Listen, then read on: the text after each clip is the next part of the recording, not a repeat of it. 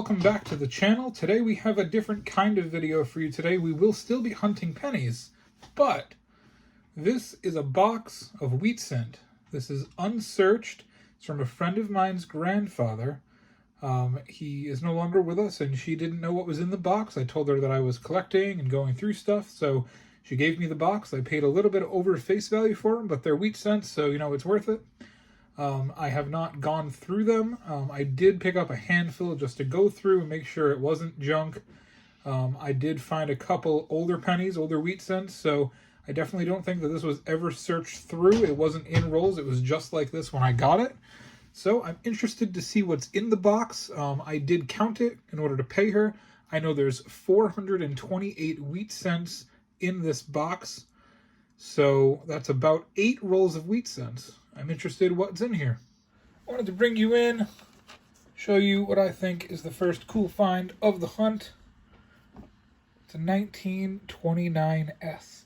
Now it is not a semi-key date, it's not a key date, but I still think it's very cool. It's from the 20s, it's an S mint mark. I like it.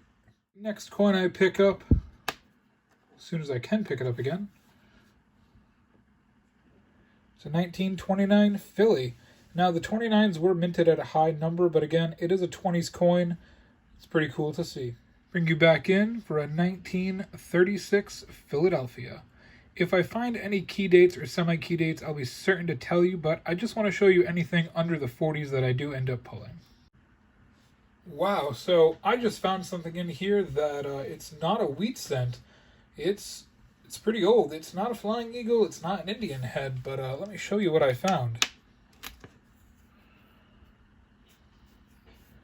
Yes, that is a King George V. It's a Canadian penny from 1922. Now, what's notable about this is I've never pulled one of these in a circulated penny box, and here I am with my first one in my friend's box of wheat scents.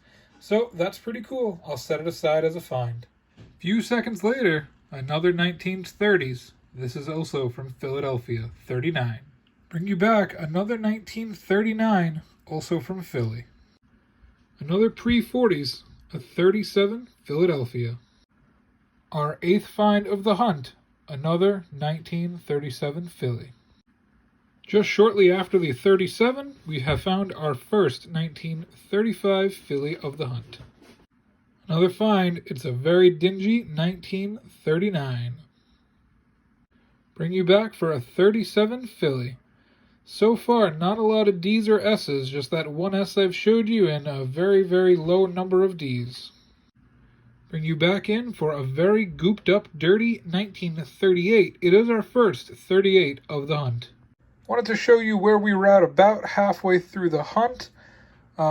We have a lot of 44s, 45s, and 46s. Everything else seems about average.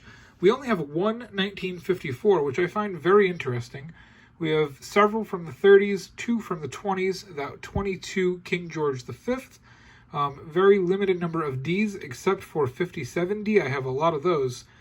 So it's been a lot of common coins. We found a couple cool finds so far. If I find anything else, I'll bring you back. Bring you back after the break, a 1936 Philly. Wanted to bring you in to show you the 1920 Philadelphia. I did check it under the scope to make sure it wasn't a D. If it was a D, it would have been a semi-key date. It is the oldest find of the hunt so far. If I get anything more, I'll bring you back. I want to bring you back in. It's our 4th 1939 Philadelphia. Find number 16 is another 1920. I did put it under the scope to make sure it was from Philly, even though I see a little bit of damage there. It is a Philly, but it's our second 1920 of the box. Another find, another 1939 Philly. It's our first 1934 of the box.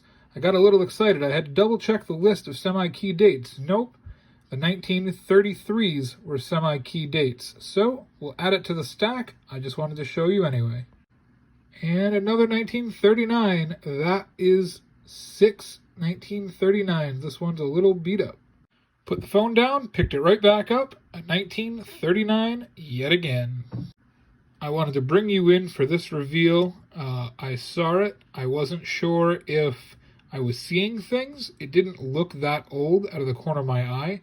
I wanted to make sure I wasn't suffering from eye strain after this long search through coins. But I put it underneath the scope and I verified. Now it is pretty beat up, as you can tell on the back here. But what I saw under the scope verified what I thought. It is a 1909 Philadelphia. Now it does not have the VBD inscription underneath, so it is a relatively common one, but it is still a first-year Lincoln cent. What a find. This is incredible. I have goosebumps. The hits keep on coming. We're almost to 25. This is a 1944 S, our second S of the hunt. Going to bring you back for our second 1934 Philadelphia. I wanted to bring you back because after I put that 34 down, I noticed that it had a little raised area underneath. I don't think it's damage. Just let me show you what I'm looking at here. I think this is a 34S. Now again, I can't 100% tell if it's damage. It could just be pockmarks, erosion on the coin, but it looks like there's an S there. Could just be playing with me. I can't verify it, so I'm going to call it a Philadelphia, but I see what looks like an S. I actually didn't think I was going to find this many finds, but here's another one. Our 8th 1939 Philadelphia of the hunt. Dang. That's a 69. That's not a LiQWYD. Oh well. My eyes must be getting tired because I thought I saw a D on this. I threw it under the scope. It wasn't. It's just a Philly, but it's our third 1920 of the find. Earlier, when I said I picked up a couple handfuls of coins to make sure that, this was an unsearched lot, I did come across a couple 20s.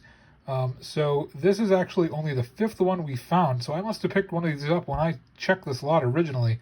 We have another 1929 Philadelphia. Another find, another 34. We've moved past 30 finds already in this hunt. It's another pre-40s 1937 Philadelphia. We already had a couple, but we'll add it to the stack. Another 1937 has been found. And we're getting down to the end. We found our first 1928 Philadelphia. It's a 1937. We found a couple of them. I'll keep you posted if we find anything more. But we're reaching the end, so I'm not sure if we will. Less than 10 wheat cents left. We have another find. It's a 1923 Philadelphia. If it was an S, it would have been a semi-key date find, but it's not. I'll still take it. It's our first 23. All right, we're all done. I just wanted to show you what all the years look like stacked up. The most that we found was the 1944s. That is the tallest pile, followed by 46 and 45.